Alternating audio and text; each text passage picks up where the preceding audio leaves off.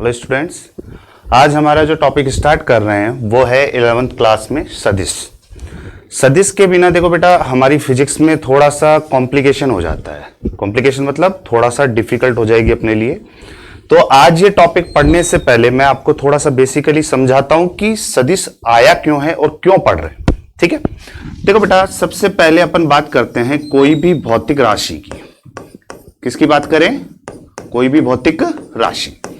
अब भौतिक राशि क्या होती है? आपने इंट्रोडक्शन में रेगुलर क्लास जो चल रही है वहां पे पढ़ा होगा कि जिस राशि को हम माप सकते हैं या तोल सकते हैं उसी को क्या बोलते हैं बेटा? भौतिक राशि। अब ये भौतिक राशि जो है वो दो भागों में बांट दी गई। कितने भागों में बांट दी बेटा? दो भागों में।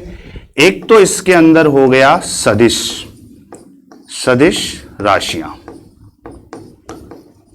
और दूसरा जो है इसमें वो हो गई अदिश राशियां। अब इन दोनों के बारे में हम थोड़ा थोड़ा सा एक बार समझ लेते हैं, फिर पूरा डिटेल में चलना है वो पढ़ाएंगे। तो देखो बेटा भौतिक राशि का मतलब मैंने आपको बताया क्या कि जो राशियां हम माप सकते हैं या तोल सकते हैं उसे हम भौतिक राशि कहते हैं। भौतिक राशि जनरली आपकी सामान्यतया दो प्रकार की होती हैं। पहली है सदिश राशियां और दूसरी है अदिश राशियां। तो देखो बेटा नाम से ही मालूम पड़ रहा है सदिश। सदिश का मतलब जिसमें दिशा सहित, से का मतलब है सहित, दिशा सहित और दिशा के बिना। तो दोनों में डेफिनेशन जो होगी वो क्या होगी बेटा? ऐसी राशियां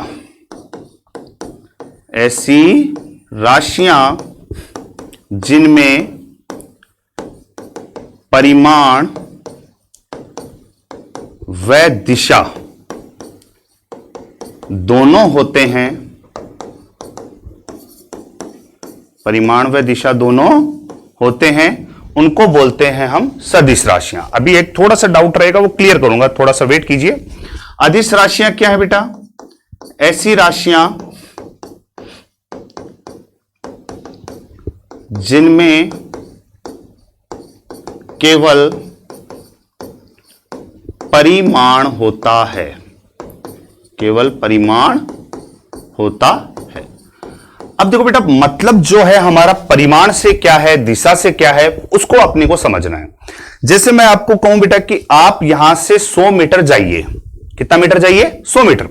लेकिन मैंने आपसे यह नहीं कहा कि आप किस दिशा में जाइए। मैं कह रहा हूं आप उत्तर से दक्षिण जाइए या पूर्व से पश्चिम जाइए। तो वहां पे मैंने क्या बताई? आपको एक दिशा बताई।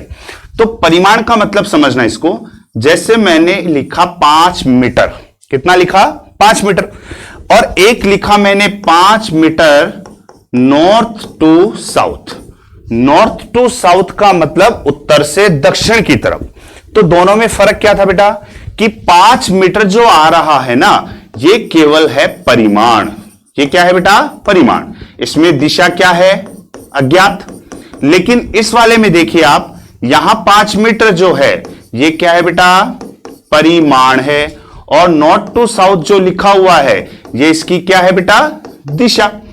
तो जहां पर हमें परिमाण और दिशा मिल जाएगी उसी को हम सदिश बोलेंगे। जहां केवल हमें परिमाण मिले और दिशा नहीं मिले उसको क्या बोलेंगे? हम अदिश राशियां। लेकिन देखिए बेटा मैं इस बात से बिल्कुल भी सहमत नहीं हूं, क्योंकि कई ऐसे एग्जाम्पल आपको मैं बताने वाला हूं जिनमें दिशा होती है लेकिन उसके बावजूद भी वो क्या होती है बेटा? अदिश राशियां होती हैं। इसके पीछे वजह क्या है मैं आपको सिंपल सी बता देता हूं। सदिश राशियों में कि जिनके लिए सदिश योग नियम लागू हो। कौन सा नियम लागू हो? सदिश योग नियम। यानी जिन राशियों के लिए सदिश योग नियम लागू होगा वही सदिश होंगी, और जिनके लिए बीज गणितीय योग लागू होगा, बीज गणितीय योग, उनको हम बोलेंगे अदिश राशियां। तो बेसिकली अब बीज गणितीय योग और सदिश योग में क्या फर्क है वो मैं आपको समझाता हूं। जैसे देखिए बेटा मैंने कहा 3 मीटर प्लस 4 मीटर, ये कितना आंसर आया आपका? 7 मीटर। 3 मीटर प्लस 4 मीटर में कितना आया? 7 मीटर। आपने आसानी से जोड़ दिया इसको, कोई दिक्कत नहीं आई आपको। लेकिन मैं आपसे कहूं बेटा कि 5 न्यूटन और 3 न्यूटन दो अलग अलग बल लग रहे हैं। दो अलग अलग क्या लग रहे हैं बेटा? बल। और एक आपको कोण दे दिया कि इस थीटा कोण पर ये बल लग रहे हैं, तो इस केस में आप ये नहीं बता पाओगे कि 5 और 3 का योग करने पे 8 आएगा या 8 से कम आएगा, 8 से ज्यादा आएगा, जो भी आपके मन में सवाल उठे। बट हमें यहां पे इतना सा समझना है कि यहां हम डायरेक्ट ये नहीं कह सकते कि 5 और 3 का जो रिजल्ट हमें मिलेगा वो कितना होगा। क्यों? क्योंकि इसके लिए एक नियम बना गया है जिसका नाम है सदिश योग नियम, जिसको हम आगे डिस्कस करने वाले हैं, थोड़ा सा वेट करना पड़ेगा। लेकिन जहां हम डायरेक्ट जोड़ दें कि 7 मीटर हो गया, हमने डायरेक्ट जोड़ दिया, इसलिए इसमें कोई दिक्कत अपने को नहीं आएगी। अब आगे समझिए बेटा इसको। देखिए, मैंने आपको कहा कि सदिश योग बीजगणितीय योग क्यों कहा। जैसे आपने देखा है बेटा समय देखा है, समय हमेशा आगे बढ़ता है। समय हमेशा क्या होता है? आगे बढ़ता है। जैसे आपने देखा ये घड़ी होती है, घड़ी के अंदर घड़ी ऐसे चलती रहती है सुई लगातार, तो समय लगातार बढ़ रहा है। और बढ़ रहा है तो जैसे घड़ी की दिशा में चल रहे हो इस तरह से, तो ये दिशा हम बोलते हैं क्लॉकवाइज। क्या बोलते हैं बेटा? क्लॉकवाइज, घड़ी की दिशा। और अगर आप ऐसे चल रहे हो तो इसको बोलते हैं हम एंटी क्लॉकवाइज, यानी घड़ी के विपरीत दिशा। एक तो हुई घड़ी की दिशा, एक हुई घड़ी के विपरीत दिशा।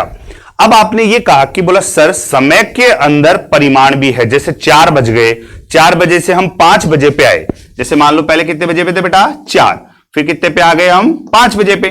तो 4 बजे से 5 बजे के अंदर हम यहां से कुछ दिशा के अनुदिश चल के आए हैं, दिशा के साथ आए हैं। लेकिन हम ये कहेंगे कि समय जो है इसमें दिशा होने के बावजूद भी ये कौन सी राशि मानी गई है बेटा? अदिश राशि। कौन सी राशि मानी गई है? अदिश। क्यों मानी गई है? क्योंकि समय में हम डायरेक्ट कौन सा योग करते हैं? बीज गणितीय योग। कौन सा योग करते हैं बेटा? बीज गणितीय योग। ठीक है, बीज गणितीय योग का मतलब कि 3, 4, 3 सेकंड है, 4 सेकंड है, डायरेक्ट जोड़ देंगे।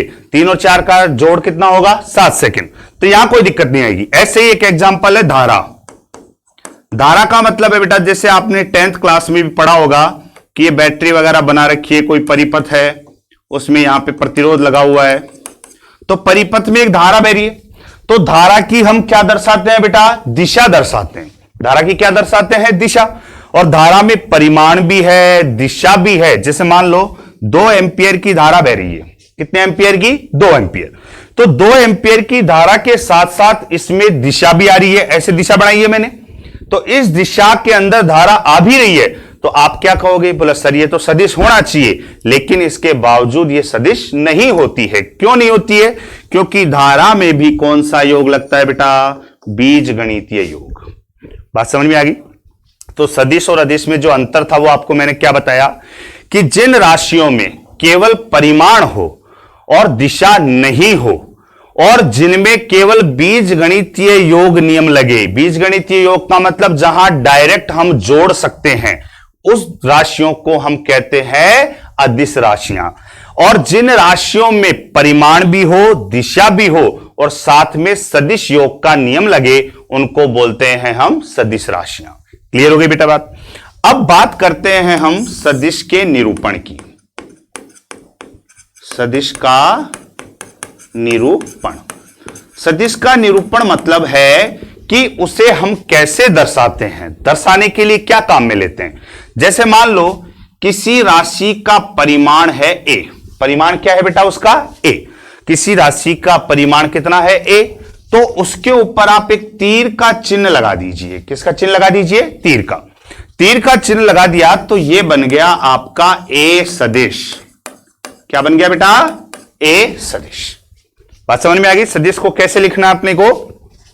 कि जहां पहले हम परिमाण लिखेंगे, परिमाण लिखने के बाद उसके ऊपर एक तीर का चिन्ह लगा देंगे। तीर का चिन्ह लगाते ही वो क्या बन गया? a सदिश। क्या बन गया बेटा? a सदिश। और अगर आपसे कोई बोले कि इस a सदिश का आपको परिमाण बताना है, क्या बताना है बेटा? परिमाण। तो परिमाण में आपको 2 तरीके हैं, या तो इस सदिश के दोनों तरफ इस तरह से मोड़ का निशान लगा दो। ये मोड़ का निशान किसको दर्शाता है बेटा? परिमाण को। या दूसरा तरीका है आप डायरेक्ट इसको a लिख दो। क्या लिख दो डायरेक्ट ए, इसमें कोई वेक्टर नहीं लगाना आपको। तो कोई भी सदिश है उसके परिमाण को लिखने के लिए हम कैसे लिखेंगे बेटा, ए वेक्टर है, उसके दोनों तरफ ये मोड़ का चिन्ह लगा दिया, या वेक्टर हटा के डायरेक्ट क्या लिख दिया हमने ए। ये तो हो गया सदिश का निरूपण। अब सदिश के निरूपण के साथ हम इसको कैसे लिखेंगे वो देखो। सबसे पहले एक रेखाखंड ले लीजिए। क्या ले लीजिए बेटा, एक रेखाखंड। ये रेखाखंड की जो लंबाई होगी वो उसका होगा परिमाण। क्या होगा बेटा, परिमाण। यानी जो परिमाण यहां पे ए लिखा है ना मैंने, इस रेखाखंड की लंबाई उसका क्या है, परिमाण है। और इस परिमाण में हमें पता है कि हम इधर से इधर जा रहे हैं या इधर से इधर आ रहे हैं। अगर मान लीजिए आप इधर से इधर जा रहे हो तो इसमें तीर का चिन्ह इधर लगा दो और यहां पे डॉट बना दो। अगर आप इधर से इधर आ रहे हो तो तीर का चिन्ह इधर लगा दो और डॉट यहां लगा दो। इन दोनों में खास फर्क क्या है, फर्क वो समझिए। आप इधर आगे बढ़ रहे हो, इधर पीछे आ रहे हो, ठीक है। अब देखो बेटा, इस सदिश में दो चीजें मैंने बताई आपको। दो चीजें कौन कौन सी, ये जो पिछले वाला हिस्सा होता है इसको बोलते हैं पूंछ। पूंछ मतलब टेल, समझते हो ना, पूंछ तो जानते हो। जो पीछे वाला सिरा है जहां से सदिश शुरू होता है उसको हम बोलते हैं पूंछ। पूंछ बोले तो टेल। और जहां तीर का चिन्ह लगा हुआ है इसको बोलते हैं शीर्ष। क्या बोलते हैं, शीर्ष। शीर्ष बोले तो हेड। तो सदिश का निरूपण आपको समझ में आ गया कि जहां से सदिश स्टार्ट होगा उस पॉइंट को बोलते हैं पूंछ, और जहां तीर का निशान लगा होगा उसको बोलते हैं हम शीर्ष। ठीक है बेटा। अब आगे बढ़ते हैं इसके अंदर। अब बात करते हैं कि सदिश में, सदिश के प्रकार, यानी सदिश कितने प्रकार के होते हैं। देखो, पढ़ने में तो बहुत सारे सदिश पढ़ोगे, लेकिन हमारे जो काम आने वाले हैं केवल वही चीज हमें पढ़नी है। सबसे पहला इसमें है समान सदिश। कौन सा सदिश है बेटा, समान सदिश। समान सदिश क्या है, दो एग्जाम्पल देके बताता हूं आपको, ठीक है। इन दोनों में खास क्या लगा बेटा आपको, खुद देखना कि यहां से लेके यहां तक की दोनों में लंबाई क्या है, समान। लंबाई समान होने का मतलब दोनों सदिशों का परिमाण क्या है, समान। यानी जिन सदिशों का परिमाण क्या हो बेटा, समान हो। परिमाण क्या हो, समान। दूसरी बात, इसकी दिशा भी ऐसे आ रही है, इसकी दिशा भी ऐसे आ रही है, यानी जिनमें परिमाण भी समान हो और दिशा भी समान हो, ऐसे सदिशों को क्या बोला जाता है बेटा, समान सदिश। आगे बात समझ में मेरी, कि समान सदिश का मतलब जिन सदिशों का परिमाण समान और दिशा समान हो तो उसको हम क्या बोलते हैं, समान सदिश। एक एग्जांपल देखिए, एक लड़का जिसका नाम है रवि और दूसरे का नाम है मोहन। रवि नॉर्थ से साउथ की तरफ, उत्तर से दक्षिण की तरफ 20 मीटर चलता है। रवि नॉर्थ से साउथ की तरफ यानी उत्तर से दक्षिण की तरफ 20 मीटर चलता है। वैसे ही मोहन भी उत्तर से दक्षिण की तरफ 20 मीटर चलता है। तो दोनों में खास क्या था बेटा, कि दोनों का जो परिमाण था, परिमाण बोले तो कितनी दूरी तय की दोनों ने, 20 मीटर। तो परिमाण दोनों का समान है। दिशा हमने बोल दी कि दोनों की दिशा नॉर्थ से साउथ है, उत्तर से दक्षिण है, इसलिए उनका नाम क्या पड़ गया बेटा, समान सदिश। आगे बात समझ में। इस समान सदिश के बाद में हम सिंपल वे वर्ड में कहें कि मान लो ये सदिश है ए वेक्टर। क्या है बेटा, ए वेक्टर। और दूसरा सदिश जो है वो क्या है, बी वेक्टर। दोनों समान सदिश हैं तो हम ऐसे लिखेंगे ए वेक्टर बराबर बी वेक्टर। जब भी दो सदिश समान होंगे तो उनके लिए हम क्या लिखेंगे कि ए वेक्टर बराबर में बी वेक्टर। बात समझ में आ गई। दूसरा जो सदिश है उसका नाम है असमान सदिश। असमान सदिश। असमान यानी नाम से ही मालूम पड़ गया, असमान मतलब जिनमें परिमाण या दिशा दोनों में असमान रहे, अलग अलग रहे, तो उसी को क्या बोलते हैं हम, असमान सदिश। अब थोड़ा सा कल इसको कंटिन्यू करेंगे आगे। अब यहां तक की क्लास में जो बेसिकली आपको समझाया गया है उसको थोड़ा सा ध्यान से समझिए, ठीक है सर? ओके।